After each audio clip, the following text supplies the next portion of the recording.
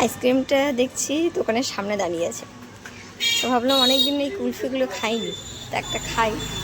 তো একটা নিয়ে তারপর ভাবছি যে মাও তো খেতে পারে, তো মাকে একটা দিয়ে আসলাম।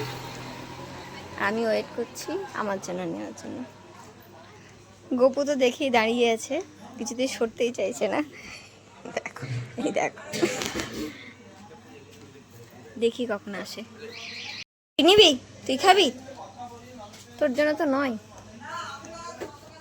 আবার এটা আবার পড়ে যাবি সব। কি অবস্থা নোংরা করে রেখেছিস, ছি ছি ছি।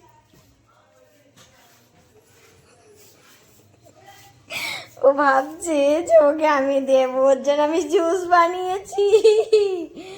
আমি মৌসুম্বির জুস বানিয়েছি, এটা তো আমার জন্য, এটা গপুর জন্য নয়। এটা কি হবে? তুই জুস খা, এটা আমার, আমি খাবো। খাবি? হাতে ধরে না, হাতে ধরে না, তুমি খাও। মুখে দাও, মুখে দাও, মুখে দাও, মুখে দাও, মুখে দে। সব পড়ে যাবে, পড়ে যাবে। আমি আইসক্রিমটা খেতে পারবো না। কেমন ইয়ামি না? বাপরে কেমন কুটানো দেখছে, ও খেতে পারছে না। কিরকম কুট দেখো, মানে ফার্স্ট টাইম। ইয়ামি পড়ে যাবে, পড়ে যাবে, উল্টে যাবে। আমাকে দে, আমাকে দে, আমি একটু খাই, আমি একটু খাই। আমাকে একটু দে, আমাকে একটু দে। এ মা, দেখেছো? আমাকে দিবি না? তুই খাবি? এই সব পড়ে যাচ্ছে। একটু খাই,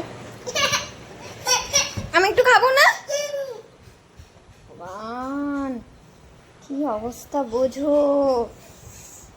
এবার তো মনে হচ্ছে যা কিনবো ওর জন্য কিনতে হবে সবার আগে।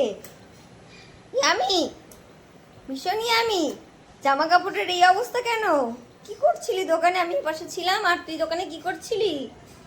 মা, চোখ মুখটা দেখো, পড়ে যাচ্ছে, পড়ে যাচ্ছে বাবা।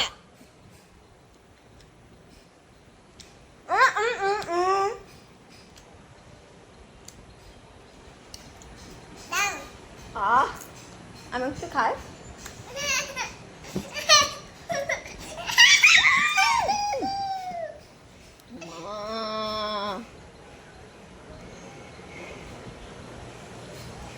হে ভগবান, এরপর তো নাক দিয়ে বেরোবে। সিট প্রপারলি বাবু।